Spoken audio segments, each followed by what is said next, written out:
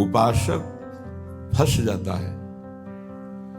सामने वाले को प्रसन्न करने की चेष्टा में कभी कभी उपासना में बाधा खड़ी हो जाती है। ये कैसे संतुष्ट होगा? ये बहुत बड़ी कमी है। इसी को कहा गया है दया बिना साधु कसाई, और दया करी तो आफत आई। सामने वाले को परमार्थ का उपदेश करके दूर हट जाना चाहिए। वो पकड़े परमार्थ को तब तो उसको निकाला जा सकता है, और यदि कहीं कि इसको संतुष्ट करके निकाला जाए तो वो कभी संतुष्ट नहीं हो सकता। ऐसी नीच वृत्ति होती। जितना आप उसको निकालने की चेष्टा करेंगे उतना ही वो आपको दलदल में धंसाता जाएगा। ये प्रकृति का सिद्धांत है, इसलिए उपासक को निरपेक्ष रहना चाहिए, किसी की अपेक्षा नहीं रखनी चाहिए। ये अनुभूत बात कह रहे हैं। जो संतों से अनुभूत है वही हृदय में अनुभव में आता है।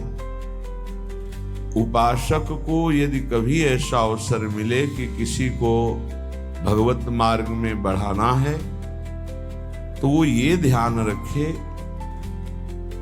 कि हमें अपने को बचा करके इसको निकालना है।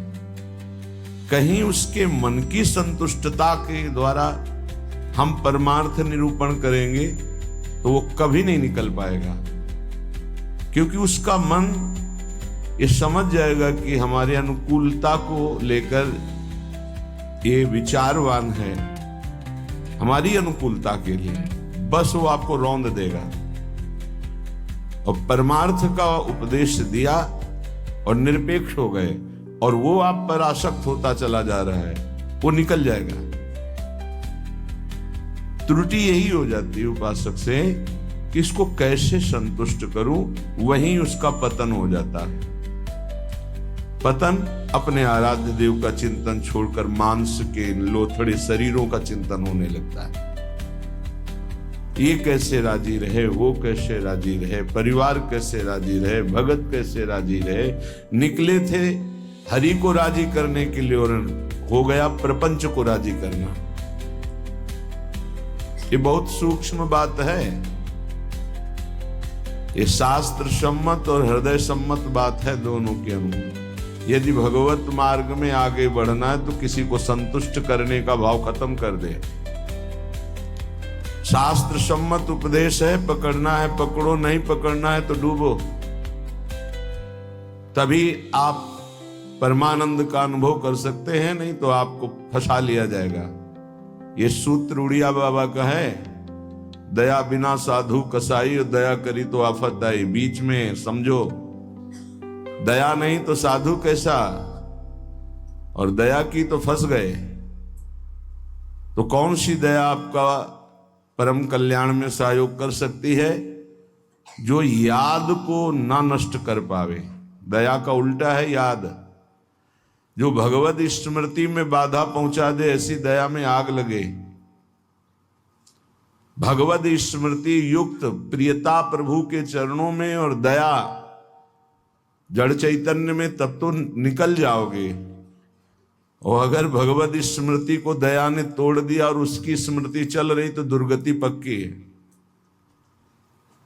हिरण में इतनी स्मृति आ गई कि हरि स्मृति गई तो अगला जन्म ऐसे महापुरुष का पशु रूप में हो गया, मृग रूप में। तो बहुत सावधानी का ये परमार्थ मार्ग है। कभी कभी दया में चूक हो जाती है। ये दया बहुत बड़ी दैवी संपदा है, कोई साधारण नहीं है। महापुरुष अपने कल्याण की बात ना देखते हुए सामने वाले का कैसे मंगल हो, इस बात पर विचार युक्त रहते हैं। पर साधक को बहुत सावधान रहना चाहिए। इस दया रूपी सद्गुण से बचना चाहिए।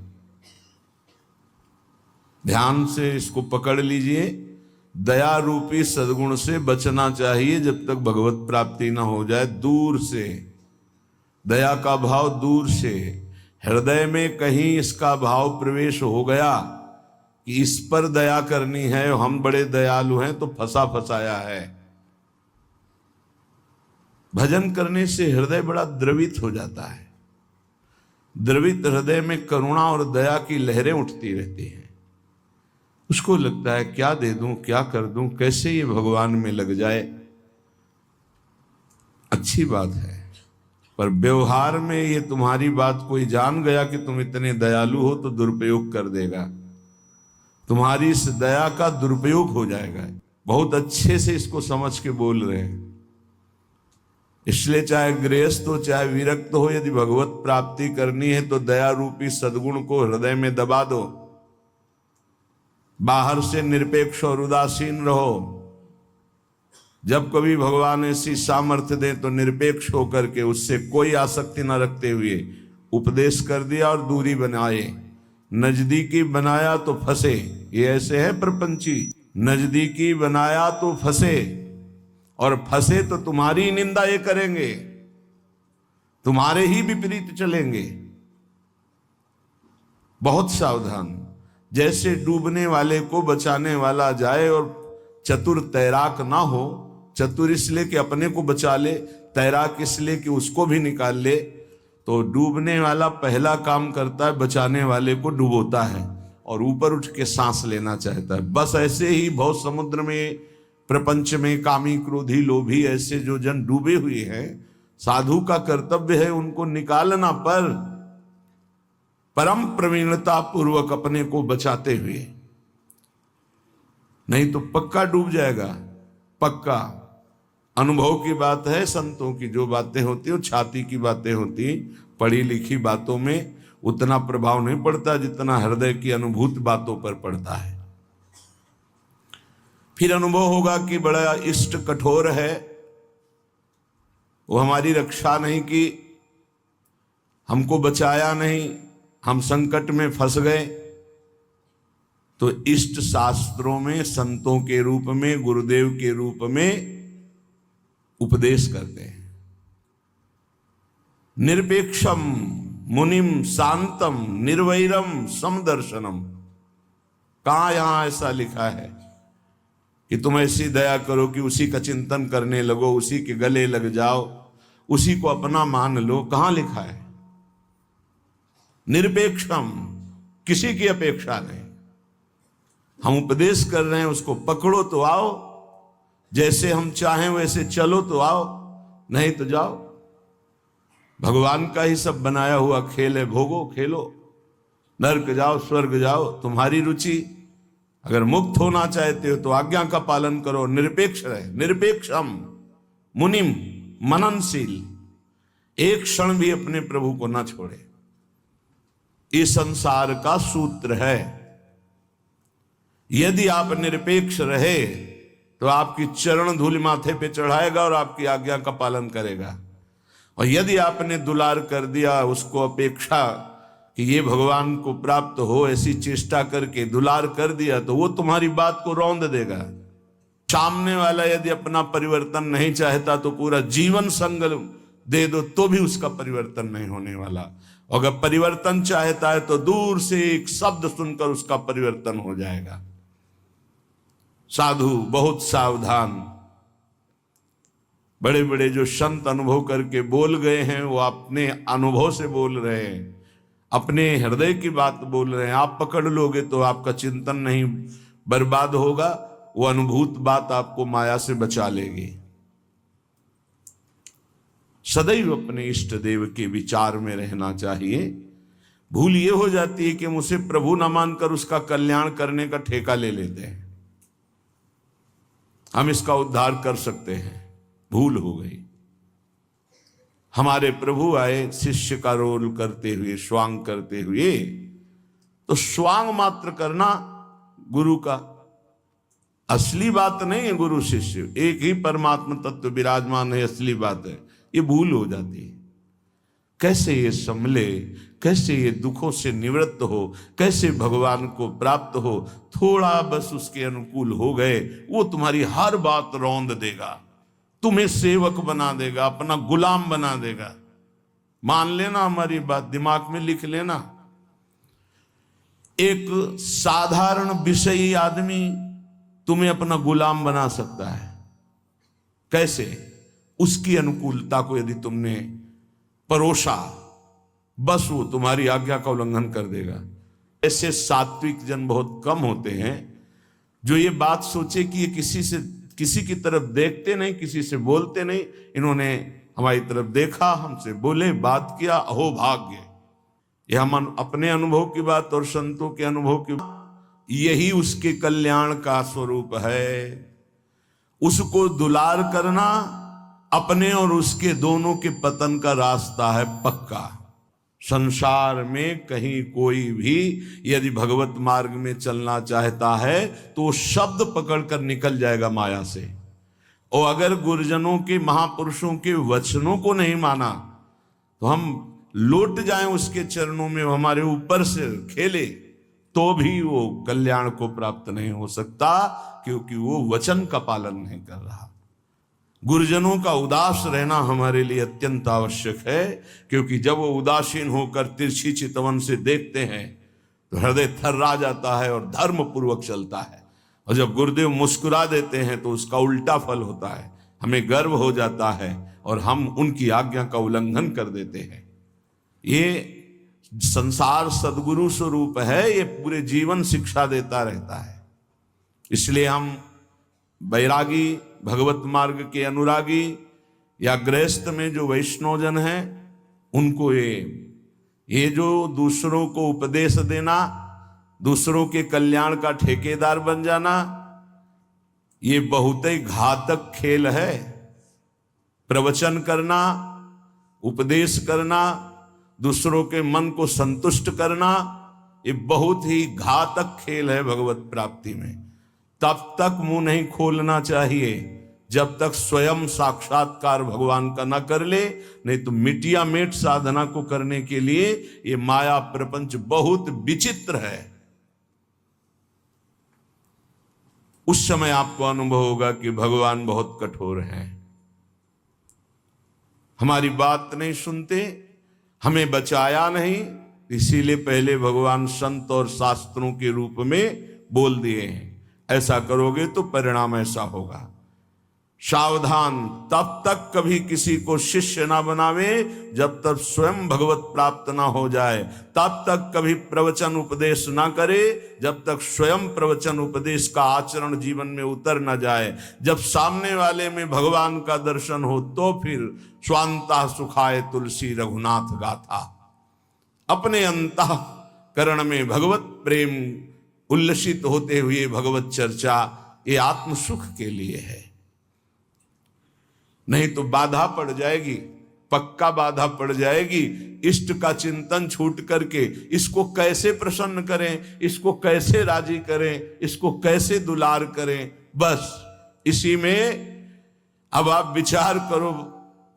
एक संसार त्यागी वैरागी, भगवान के मार्ग का पथिक, प्रपंचिक, शरीराभिमानी, भोगी, विषयी पुरुषों के संतुष्टता के लिए वो विचारवान हो गया।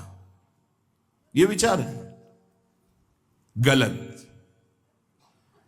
तुम्हारे विचारों का उनके विचारों में प्रवेश हो जाए और वो तुम्हारे विचार में मगन रहे, तब उनका कल्याण होगा। तुम अपने विचारों को दबाकर उनके विचार में मगन हो गए, तुम्हारा पतन हो जाएगा। इसीलिए प्रचार प्रसार के लिए सिद्ध पुरुषों का अधिकार है। श्री वृंदावन दास जी महाराज विचारत ऐसे ही दिन जात, रात दिन इसी विचार में मगन रहो। श्यामा श्याम का नाम, श्यामा श्याम का रूप, श्यामा श्याम की लीला। कब मिली हो ब्रज जीवन प्यारे, गोरे सावल गात,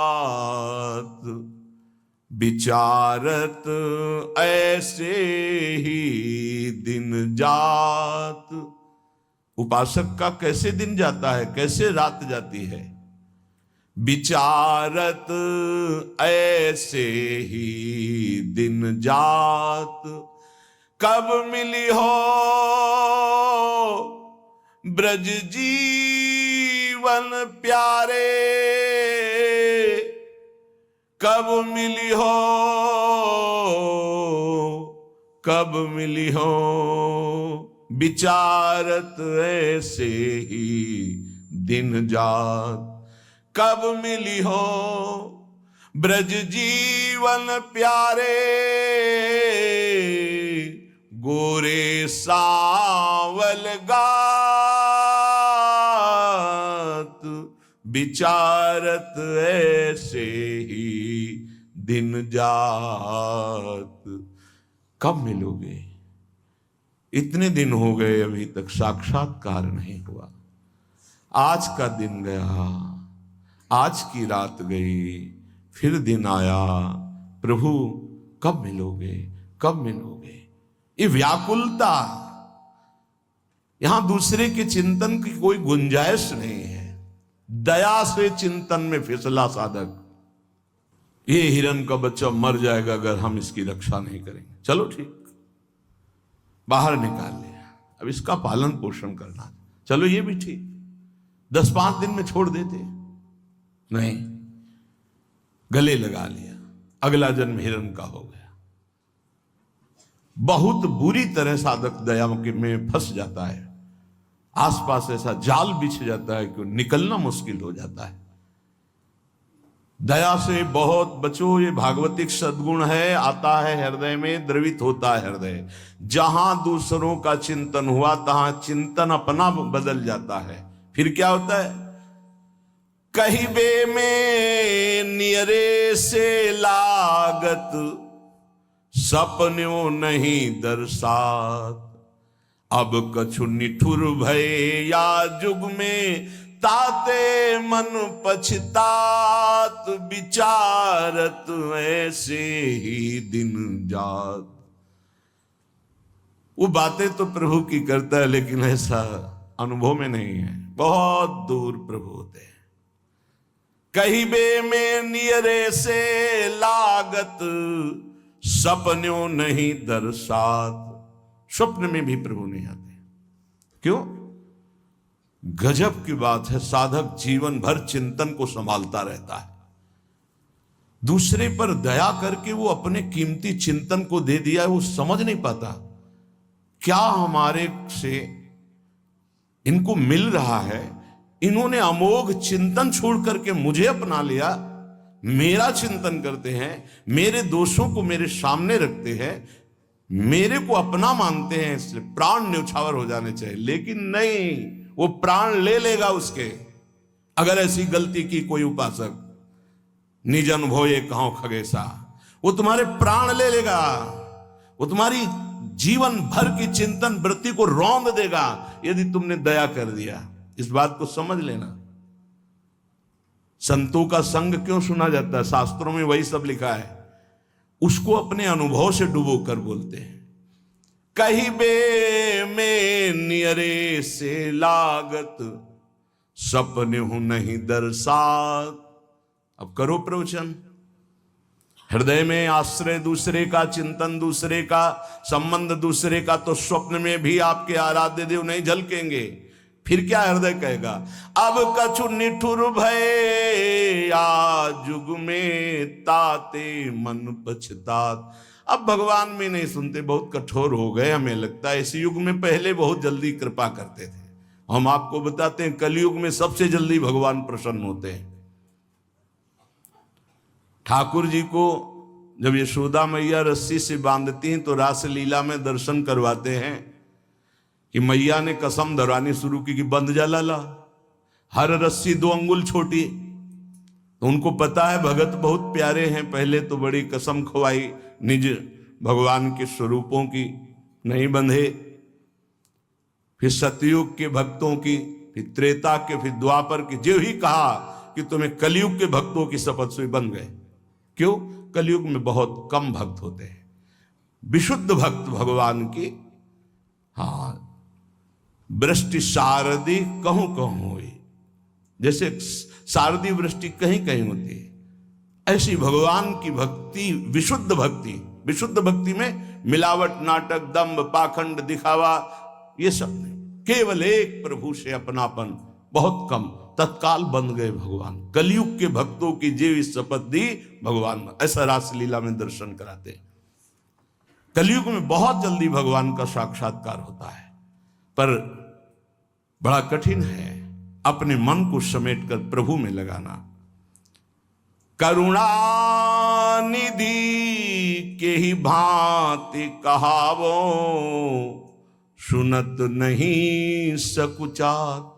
एक बात मान लेना, हमारे प्रभु तक आवाज उसी की पहुंचती जिसका केवल प्रभु से संबंध है।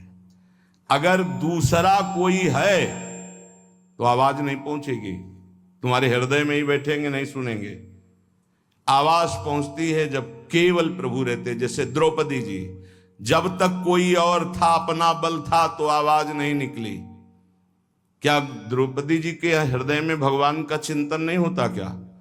महाभारत में लिखा है, जो ही दुशासन आया तो भगवान का चिंतन चल रहा था, क्योंकि महाभागवत में कोई ऐसा नहीं कि श्री कृष्ण का विस्मरण था, लेकिन बल था पांडवों का, बल था औरों का, पुकार नहीं हुई, पुकार नहीं हुई। महाभारत प्रसंग में पढ़ के देख लेना, जे ही दुशासन गया उस समय द्वारिकाधीश भगवान के चिंतन में बैठी थी, क्योंकि रजस्वला थी। बल था कि ये सभा में ले जाएगा, 5 पति हैं, भीष्म आदि महापुरुष, आश्रय अन्य होने के कारण वो केवल अंदर चिंतन चल रहा था, पुकार नहीं हुई थी। बहुत सावधानी से समझने का विषय। जब सब बल छूट गया तब उन्हीं का जो हृदय में चिंतन हो रहा था, जो ही पुकार हुआ तो चमत्कार हो गया, वस्त्रावतार भगवान का हो गया। इसलिए करुणानिधि हैं,